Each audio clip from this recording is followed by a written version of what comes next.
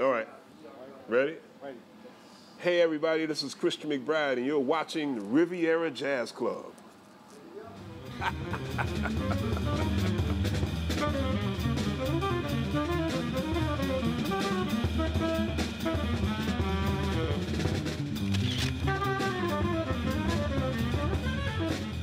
I'm going to play some music with my new quartet, which is called the New John.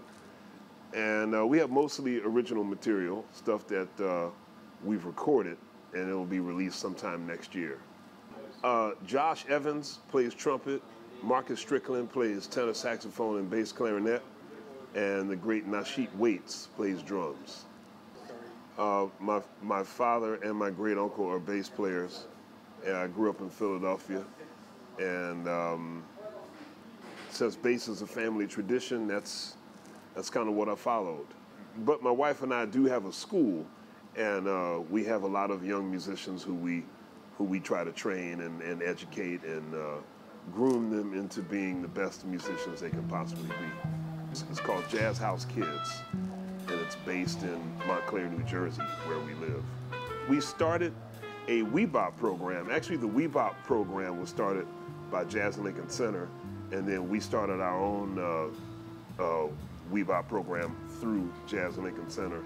And so now we have kids from age 4 up until 18. I don't really have a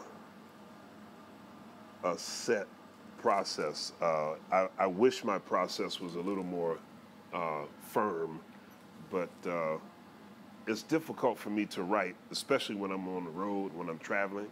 But when I'm home, I usually just sit on the piano or the bass and try to come up with ideas and write them down.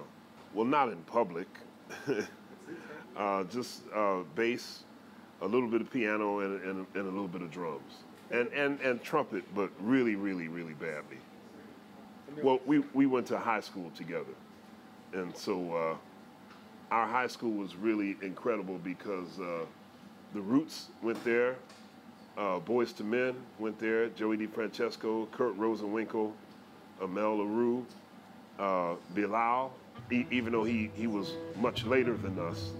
It was a very, very special school. It was a high school for the creative and performing arts.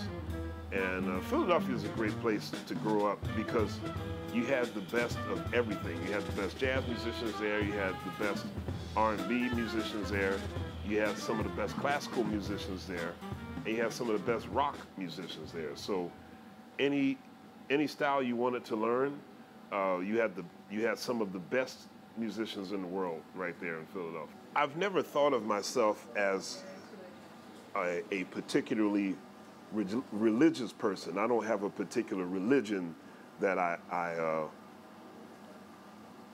practice every day, but I think I know enough about different religions that I can understand and appreciate the road and the different practices that all these religions take. But there's a greater spirituality out there in the universe that's unknown that I deeply believe in, because I think that all different religions lead to whatever that is, So I very much believe in whatever that is, because it's greater than human beings, and you have to respect that.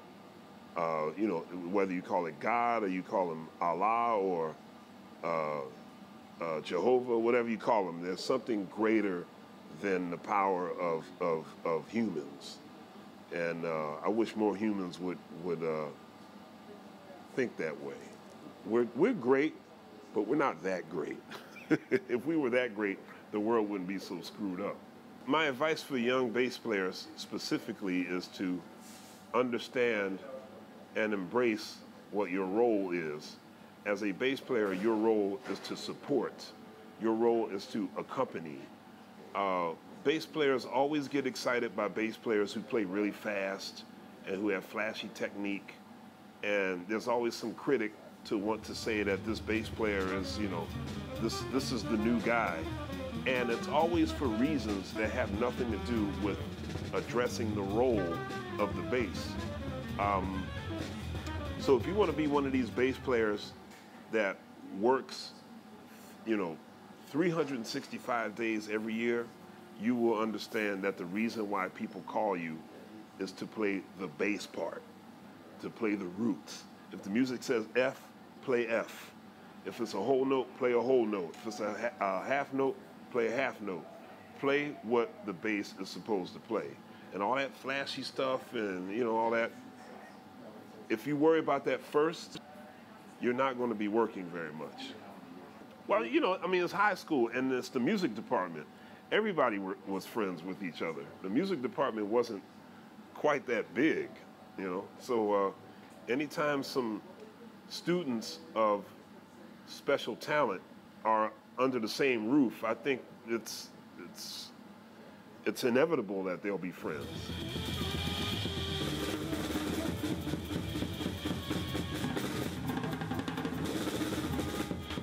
Oh man, I got too many. Probably my favorite high school story involves Amir, Joey DeFrancesco, and Kurt Rosenwinkel. There was a big show that we presented in school. I think we were juniors. And the show was called Sentimental Journey. And it was sort of like a Broadway type of show. And we were all set up in the orchestra pit. They had singers and dancers on stage, and it was a really involved production. And in the opening overture, one of the songs we had to play was New York, New York. And so our band director wanted it really straight, you know, like a strict two-beat feel. Start spreading, you know, two-beat feel. Amir could only play the hi-hat, you know. And so right before the concert started, me and Amir, we got together and huddled up and got our little plan together. He said, hey, let's have a little fun. You know, once the concert starts, they can't stop us, you know. So when it got to New York, New York, we had decided that we were going to put a James Brown groove underneath instead of the strict two-beat feel. And so there was a big trumpet fanfare, da, da, da, da, da, da, da, da, and then we all looked at each other and went, okay, let's do it. And Joey DeFrancesco turned his organ on.